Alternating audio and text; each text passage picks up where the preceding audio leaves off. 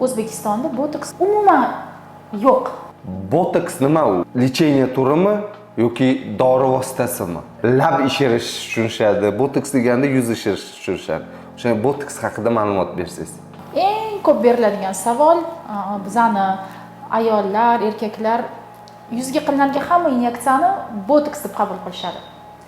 Sizga bitta sekretni ochaman, bitta sirni ochaman. O'zbekistonda botoks dorisini o'zi umuman yo'q. Ya'ni bu dori o'zi umuman yo'q.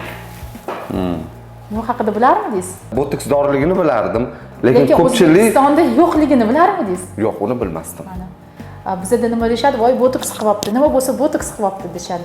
Na samom деле botoks bu tibbiyotda ishlatiladigan dori vositasi va uni brendoviy nomi. Asli botulina toksin deb aytiladi va bu dori tibbiyotda keng qo'llaniladi.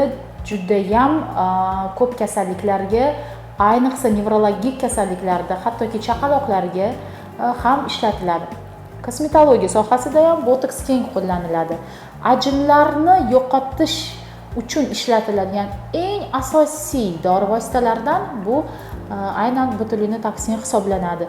Va bizning tilda bu oddiy, oson qilib botoks deb aytiladi.